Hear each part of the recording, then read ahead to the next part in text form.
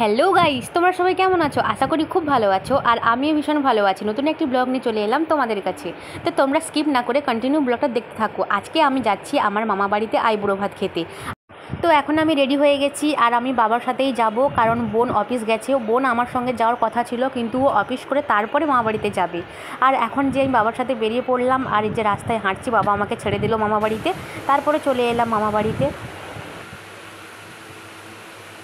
তো আসার সঙ্গে সঙ্গেই বোন শরবত করে দিল, আর ও ক্যামেরার সামনে একদম আসতে চাইছিল না, তাই জন্য ওকে দেখতে পেলে না। এরপরে আমি যাচ্ছি, মামিমা রান্না করছে।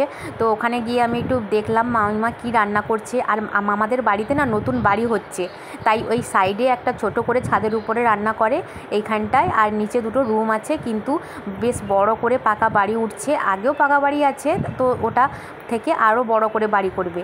আর এই দেখো মামিমা আর যে বোন রান্নাঘরে আছে, ওইখানে রান্নাবান্না চলছে। আর বোন তো ভীষণ লজ্জা পায়, যখনই আমি তার সামনে একটু ক্যামেরা নিয়ে যাচ্ছি তখনই ও মুখ লুকিয়ে দিচ্ছে, বলছে না দিদিভাই তুমি আর ক্যামেরা করো না, তোমাকে বরং করে দিচ্ছি, তুমি কি করবে করো, আমি ভিডিও করে দিচ্ছি।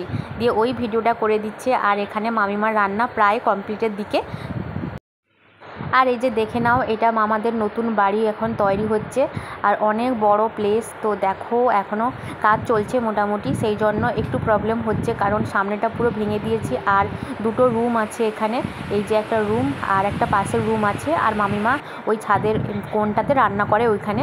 আর এই যে দেখো বোন এই যে আমাদেরকে মিষ্টি টিষ্টি বেড়ে দিচ্ছে। সকালের টিফিনে আছে পরোটা, তরকারি, সিঙ্গাড়া, 3-4 রকমের মিষ্টি। তো আমি বলছি আমি মিষ্টি খাবো না, কিন্তু বোন জোর করে সব প্লেটে করে সাজিয়ে দিচ্ছে, বলছে তুমি যটা পারো খাও, মোটামুটি তোমাকে খেতেই হবে। মামিমা এসে আবার বলছে যে না ভাগ্নি, তোমাকে খেতেই হবে সব। তো দুজনে মিলে পুরো প্লেট একদম ভর্তি করে আমাকে খেতে দিল, আর আমি একদম পেট ভরে খেয়ে নিলাম। আর এইদিকে এই যে আমার মামা মামিমা দুজনেই পছন্দ করেই শাড়িটা কিনেছে আমার জন্য। আর শাড়িটা আমার খুবই পছন্দ হয়েছে, খুব পছন্দ হয়েছে। এই দেখো এই যে পিঙ্কের সাথে এই যে গ্রিনের কম্বিনেশানটা দারুণ লাগছে। এটা আঁচলের দিক, আর এইরকম পুরো গায়ে কাজ করা আছে, তো দারুণ লাগছে। সাথে আছে ব্লাউজ পিস। তো আমি ব্লাউজ পিসটা কাটাতে খুব ভালোবাসি, তাই এটাও আমি কাটিয়ে নেব। এরপরে দেখো বোন আমাকে শাড়ি পরিয়ে দিল। তারপরে এই যে মামিমা এখন শাড়ি টাড়ি পরিয়ে দিয়ে আমাকে আসন করে বসে দিল, আর বলছে আমি একটু খাইয়ে দিই। তো একটু একটু করে প্রত্যেকটা খাবার মামিমা আমাকে খাইয়ে দিল। কাছে এসে ভালোবেসে কিছু কিছু সুখে এত খুশি থাকে মিশে, ধরা দেয় অচেনা কাছে এসে ভালোবেসে।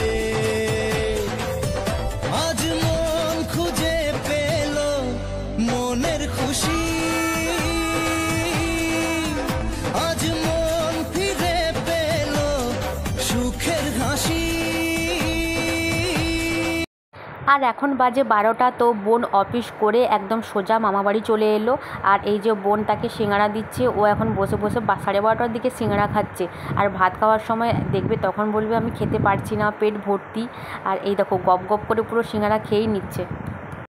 আচ্ছা তোমরা কি নোটিস করেছো, আমরা দুই বোনে সেম ড্রেস পরেছি। আর আমি যখন বাড়ি থেকে এসেছিলাম তো এরকমই একটা ড্রেস পরেছিলাম, আর বোনও অফিস থেকে এসেছে এইরকম ড্রেস পরে এসেছে।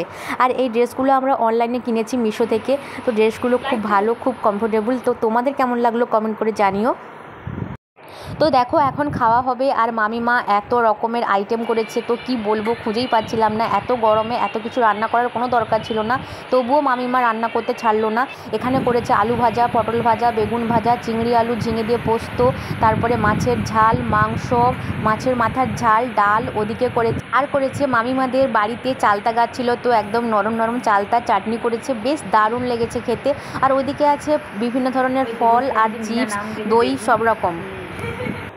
তো এখন মামিমা আমাকে আর বোনকে খাবার বেড়ে দিল, বোনও অনেক হেল্প করেছে মামিমাকে। আর তারপরে দেখো আমি শাড়ি পরে আর খেতে বসলাম না, শাড়ি টাড়ি চেঞ্জ করে তারপরে আমি নাইটি পরে খেতে বসে গেছি, যেহেতু একটু কমফোর্টেবলভাবে খেতে হবে, এত রান্না বান্না করেছে মামিমা কষ্ট করে গরমের মধ্যে। এখানেই ব্লগটা এন্ড করলাম, টাটা, নেক্সট ব্লগে দেখা হচ্ছে।